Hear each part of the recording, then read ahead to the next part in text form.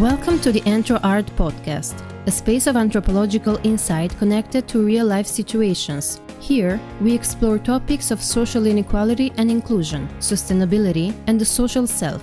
We aim to bring a more nuanced understanding of our world and its challenges, but also inspiration and ideas on how to solve them together. We hope you enjoy it.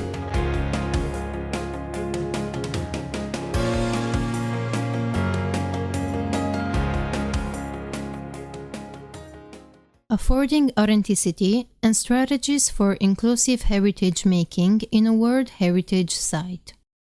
A text written by Irina Dobriță for Antro Art. What do we see when we look at cultural heritage sites? What cultural background informs our appreciation of what we see? And how does our tourist gaze alter once we step into the shoes of a local resident or a small entrepreneur? Looking at and living with heritage are very different things, to paraphrase Lowenthal, and extrapolate the widely documented, unequal, or even undemocratic access to landscape. In the protected site in focus, most of the current residents aren't the direct heirs of the settlers who built the village, beginning with the 13th century. Today's locals were neither involved in the more recent process of having the entire rural settlements they call home inscribed on the World Heritage List, UNESCO, in 1999, as part of the Villages with Fortified Churches in Transylvania serial site. It was rather a small group of custodians, Saxons, and technical experts who initially advocated for the site's inscription as a means to prevent the inevitable decay that follows depopulation. In the aftermath of the great exodus of the Transylvanian Saxons from the 1980s and early 1990s. Significance here was therefore created by national and international heritage specialists and patrons and by a cultural local minority, and later on validated or challenged by growing numbers of tourists.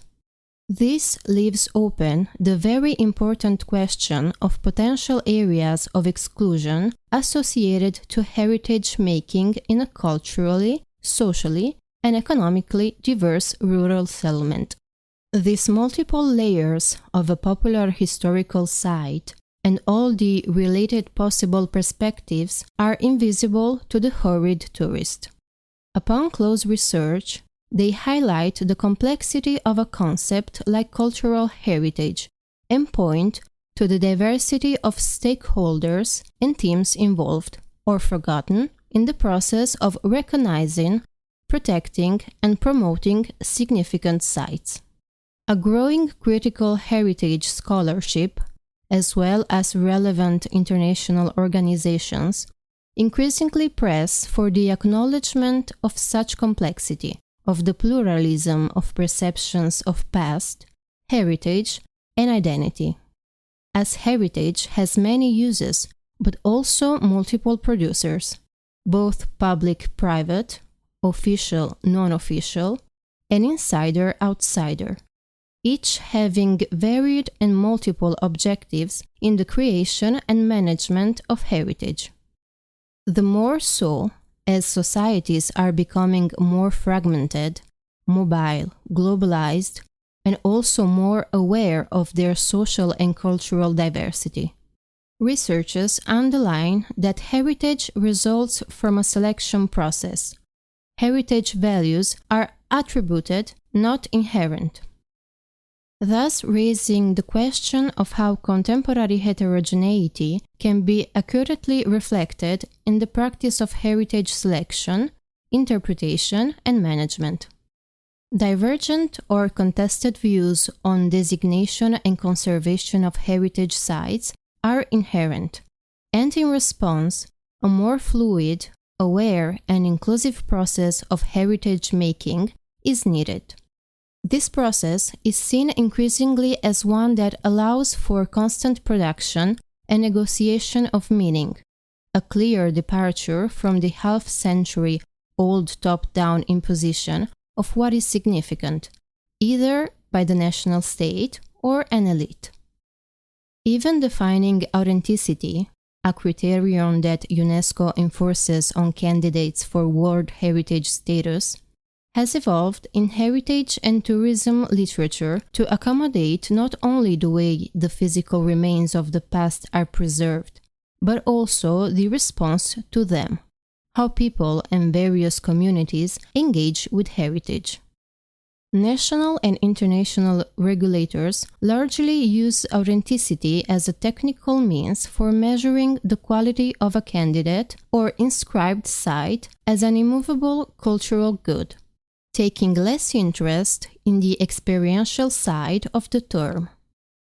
Increasingly, this objective authenticity of the monument is currently made to enter dialogue with concepts like staged authenticity, referring to conditions, places, and experiences designed for the tourist gaze, and, therefore, for the consumption of heritage and as a response to unexpected authenticity.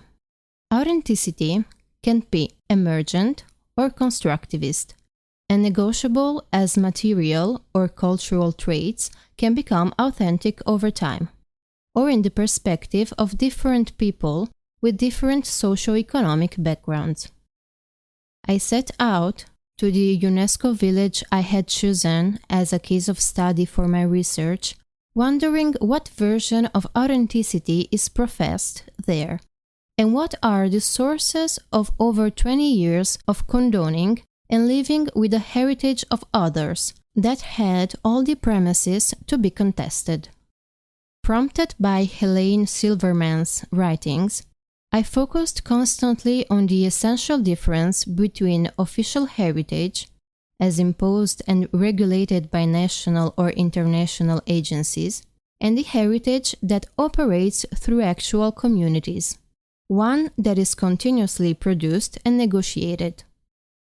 Only the latter is, in Silverman's view, relevant for popular culture, for it is received, talked about, circulated, loved, ignored, or simply consumed. This dichotomy echoes that between monumental and social time, introduced by Michael Herzfeld, a consummate researcher of how the former is challenged by the latter. It is worth mentioning that the UNESCO site in focus is primarily valued as a cultural landscape, which results in a very large protection area covering both architectural and natural components, and indirectly influencing local practices. The motivation for the inscription reads that these Transylvanian villages, with their fortified churches, provide a vivid picture of the cultural landscape of southern Transylvania. The 7 inscribed villages, founded by the Transylvanian Saxons, are characterized by a specific land use system, settlements pattern, and organization of the family farmstead units that have been preserved since the late Middle Ages. They are dominated by their fortified churches, which illustrate building styles from the 13th to the 16th centuries. The efforts for inscription were initiated by Romania's Ministry of Culture in the early 1990s, but the presence of this village on the World Heritage Serial Site list depended greatly on the agency of local community leaders, some of the very few remaining Transylvanian Saxons, and the actions of supporting international patrons and organizations such as the now British-Romanian Mihai Eminescu Trust. Whereas in many documented cases of contested heritage, the opposition lies between local and government bureaucrats.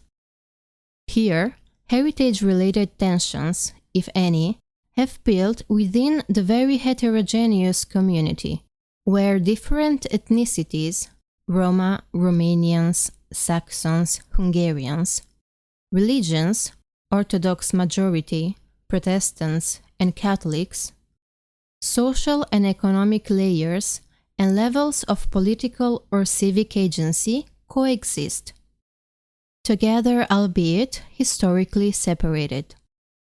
Formally, it is the national and local authorities' responsibility to ensure maintenance of authenticity and integrity of the site and the implementation of UNESCO operational guidelines. In practice, everyday monitoring and maintaining of the site's integrity is up to the local community, mainly the local network built by the very few heritage custodians and some other heritage investors, such as the owners of guest houses operating in traditionally restored farmsteads or foreign owners of holiday houses.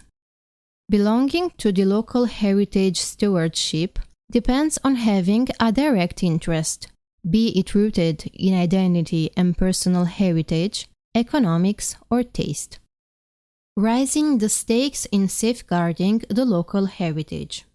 The initial aim of safeguarding an endangered built heritage, largely informed by identity politics and a Western sensibility and nostalgia for lost medieval rural landscapes, was gradually developed into something larger and essential for local inclusiveness. Met's Whole Village project became the key local strategy, in which responsible use of cultural and natural heritage, involving local workforce and traditional knowledge, would serve to improve locals' quality of life by attracting resources and initiatives necessary to meet the most pressing needs. Apart from developing compatible tourism facilities and services, a new and not so young generation of local craftsmen needed to be trained and provided constant work, and traditional knowledge has to be restored, relearned, and even reinvented for even a first wave of positive effects of heritage making to reach the villagers. All of this while setting up and maintaining some mechanisms of local participation and transparency, like the informal village council. What is interesting about this place is that when devising the heritage-making strategies, the local custodians also took into consideration the often neglected extrinsic value of heritage, its economic uses. Here, the opposition between cultural and economy, documented along the three other main axes of heritage contestation, temporal, spatial, public-private, by Ashworth and al., is not as obvious. We could say that Met and the local leaders tried to prevent this type of potential dissonance by allowing for heritage to be commodified for local development, while at the same time controlling the market. They operated the first and most of the guest houses, and the marketing, and setting rules to make sure that the turning of heritage into a place of consumption does not alter its intrinsic values. For example, setting a cap on accommodation capacity, opposing the modernization of connection roads, pressing for limitations on car traffic, monitoring interventions to facades, including signs and display of local businesses, etc. When I began my research, national TV stations were already touting that the UNESCO village had become more popular than it affords to be. Citing the local council's decision to limit the access of cars, given that over 35,000 visitors would swamp the small village of 400 residents every day. The limits of the initial strategies of development through cultural heritage were beginning to show. Most locals still recognized and took pride in the intrinsic value of the Saxons' built heritage, which attracted so much interest. They also generally adhered to the rules of its preservation as long as the remains confined to the public spaces, and custodians have never pushed conservation demands past the house's facades.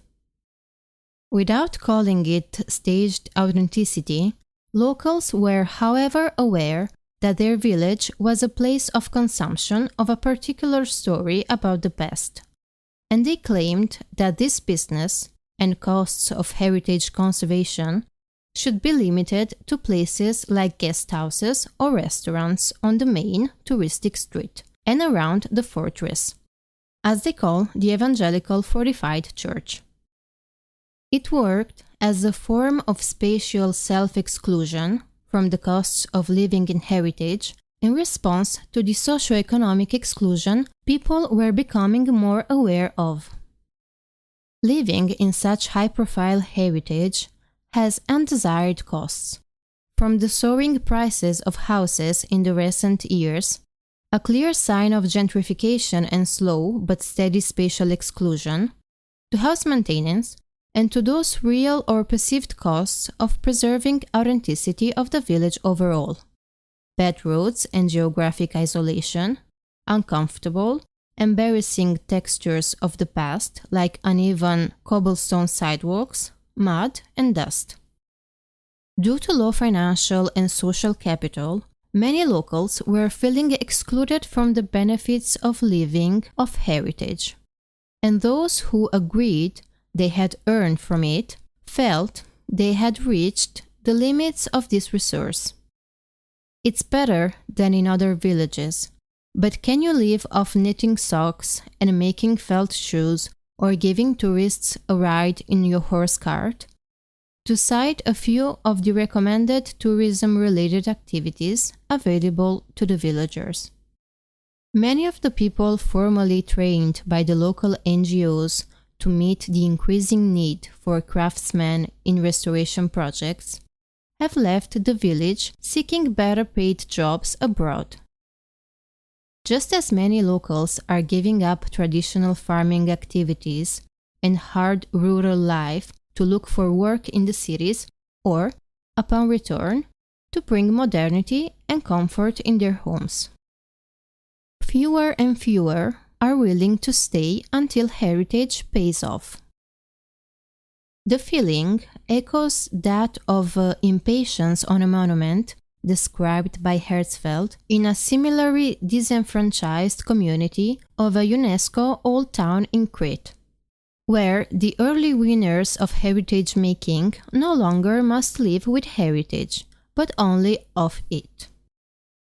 To many locals, there was a perceived incompatibility between heritage and modern life, an exclusion imposed on them by the conservationists to maintain the original aspect of the village.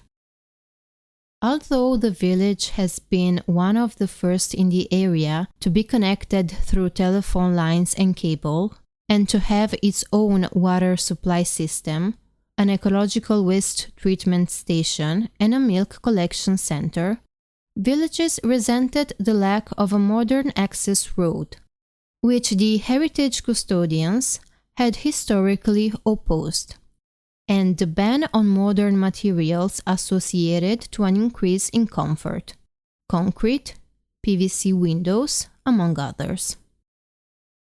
Some voices even claimed that these rules and the uneven distribution of tourism-generated wealth are being consciously maintained to only benefit the affluent few, owners of most houses and businesses, and informal enforcers of the heritage protection laws.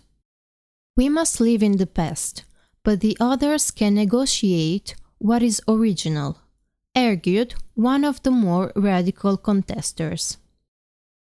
Having worked abroad for many years, they have some capital and are determined to elude conservation laws and modify their houses to cater to a new type of tourist, with a different expectation of authenticity. The typical, generic, rural experience largely documented under the label of rustic. Romanian flags, on typical pale blue or green Saxons facades, are another indicator of dissonance and the need for a more inclusive official marketing story. Their owners are unconsciously pressing for a negotiated authenticity, where the practices, tradition, and livelihood of the present majority take center stage of local tourism and an equal share of the revenue. The past is a foreign country, wrote Lowenthal, the founder of Heritage Studies, in 1985, pointing out the way the 20th century valued history and heritage, for holding values radically different from those of our own time. This rendered historical relics practically irrelevant to modern realities and concerns, a view increasingly shared by the local critics of Saxons without Saxons, but contradicted by the tourists. Herzfeld extends Lowenthal's observation to include the people who are forced, one way or the other, to live in these monumental relics. Lacking an easy means of escape, their alienation from the sources of power marked by the otherness of anachronism, the poor inhabit an increasingly marginal space, a condition they resent for the economic limitation it imposes on them, in a world where social values are increasingly defined by consumer economy. This is, however, not entirely true for the village in focus, partly because here it is not so much the official heritage or a frozen past that are being promoted and strictly protected, but a filtered, more realistic version continuously retold and negotiated by the heritage custodians. During community meetings, via the village mailing list and WhatsApp groups, or simply through the everyday presence of the Saxons' heirs. Authenticity, objective and staged, is sought for in places of consumption, and the rules are willingly observed here, as long as there is little interference with the private spaces and sociability of the regular inhabitants. In the studied site, the promoters and protectors of heritage are not a distant group of bureaucrats, researchers, or nostalgic patrons, but a group of people who live in the UNESCO site, share the costs and limitations on development, and employ villagers in their business and conservation projects. The village council, an informal structure for public consultation and decision-making, created by the custodians, includes representatives from all village areas and stakeholder groups, from the guest house owners to the sock knitters and horse cart drivers, from the pensioners to the young. So, although there are clear signs of sentiments of cultural, social, economic, and even spatial exclusion due to heritage making, these sentiments are rarely strongly voiced or leading to conflict. Often cited as best practice in local regeneration through enhancement of building heritage, the secret of this village is not heritage alone, but the way it was translated into a more ecumenic set of values. We can say that, along with promoting the remains of the past for the tourists, custodians also interpreted and enacted these values for the locals. The language of heritage making and its interpretation at home is not built around ethnicity. Custodians don't speak of the Saxons' ways, but of our values, our village, the tradition inherited from our grandparents, or the beautiful village and its capable people, or what makes us stand out. Local participation, the village council, and a heritage interpretation at home might be signs that the heirs of Saxon settlers want to preserve the place not as it was, but as it has become, not as a museum, but a lived historical place. These largely informal mechanisms of inclusive governance and the flexibility around what version of authenticity each category can and should afford could be the reason why contestation remains dormant in probably the most famous Transylvanian village with a fortified church.